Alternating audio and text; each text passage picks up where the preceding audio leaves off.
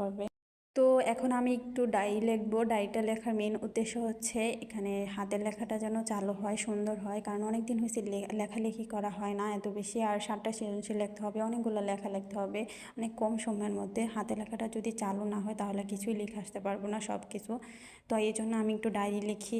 বা তোমরা চাইলে সৃজনশীল লিখতে পারো, টাইম ধরে 20 মিনিটের মধ্যে একটা সৃজনশীল লিখতে পারো, কিন্তু এরকম করে তোমরাও লিখতে পারো।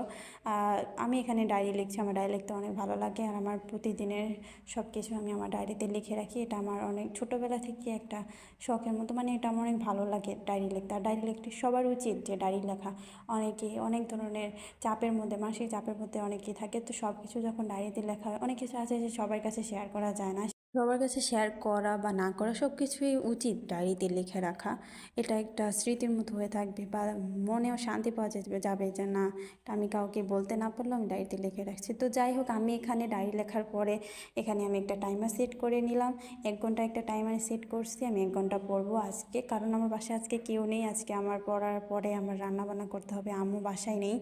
আর রান্নাবান্নার একটা ব্লগও আপনাদের সাথে শেয়ার করবো আমি, সেটা আরেকটা ভিডিওতে থাকবে। এখানে যদি এটা আমি রান্নাবান্না অ্যাড করতে চাই তাহলে অনেক বড় হয়ে যাবে ভিডিওটা।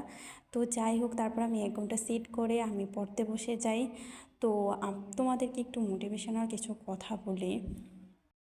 আচ্ছা, তোমার কি এরকম হয় পড়তে বসলে পড়তে ইচ্ছা করে না, মোবাইল দেখতে ইচ্ছা করে? আর মোবাইল যদি চার্জে থাকে তখন পড়তে বসলে ঘুম আসে, ঘুমাতে ইচ্ছা করে, পড়তে ইচ্ছা করে না, মনে হয় যে কিছুই পারছো না, হতাশায় ভুগছো যে আমার দ্বারা কিছুই হবে না, আমি ভালো রেজাল্ট করতে পারবো না? তাহলে তোমাকে একটা কথা বলি যে একটা কথা মনে রাখবে, যারা জীবনে সফল হয়েছে, যারা ইঞ্জিনিয়ার, ডাক্তার হয়েছে, তারা কিন্তু কখনো এরকম ছিল না যে তাদের পড়তে ইচ্ছা করছে সব সময়, যে সারাদিন বই নিয়ে বসেছিল, তাদের ক্লান্ত লাগেনি, তাদের অনেক ভালো লাগছে সবসময় পড়তে, এরকম কিন্তু সবাই ছিল না, ঠিক না? সবাই কিন্তু কখনোই মোটিভেটেড ছিল না, তারাও কিন্তু মোটিভেট